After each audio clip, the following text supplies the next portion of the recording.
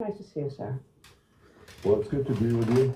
These are trying times, and I appreciate the fact that you took the time to come here, because we need to have Israel's story and the story of truth come out to the world. You know, when I last saw you in July, when I was here, I thought that sometime I'd be coming back soon and talking about the Abraham Accords. I never dreamed that it would be this. It's connected, because we can achieve the expansion of the Abraham Accords. They start the peace arrangement, peace deals that Israel made with 4 Arab countries. We want to expand it to Saudi Arabia and beyond. But we're facing here the axis of terror of Iran, Hezbollah, Hamas, the Houthis in Yemen, and the forces of civilization and modernity are facing the forces of barbarism and medievalism. And the question is, who wins? I think this test will decide if we can expand the Abraham Accords to greater heights, and I'm confident that we will win and do exactly that.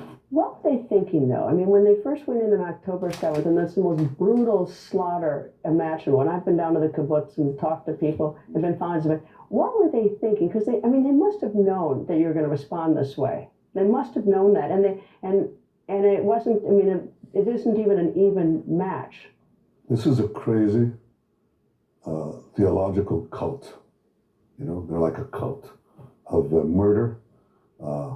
They glorify death. They came in and murdered children in front of their parents, and parents in front of their children.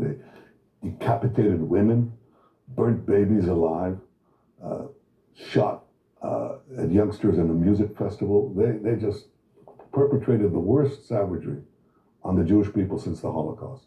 So they're a cult of death. And this cult thinks that they'll destroy the state of Israel, conquer the Middle East, proceed to Europe, and then proceed to you. They often say, they say that we are you and you are us. There's no difference. You're the great Satan, we're the small Satan, but there's no difference. And you know what, Greta, on this? They're right. In this deepest sense of the word, they're right. They are barbarism and we're civilization. And we're fighting a common war. We're fighting your war. Our victory will be your victory. Because if this savagery is allowed to exist and to triumph, it'll spread to the entire world. They glorify in 9/11. They glorify when Americans are murdered. They celebrate it. They give out candies.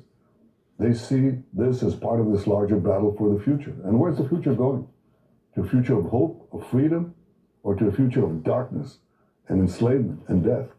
This is the war that every American should support. And just imagine what would happen. We suffered proportionally 20 9/11s. 20. It's like 50,000 Americans slaughtered in one day.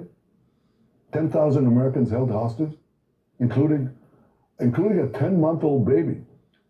A baby hasn't even walked, hasn't started to talk. He's held hostage. What kind of people hold a 10-month-old baby hostage? Monsters. We have to destroy this monstrosity for our common future. Still ahead.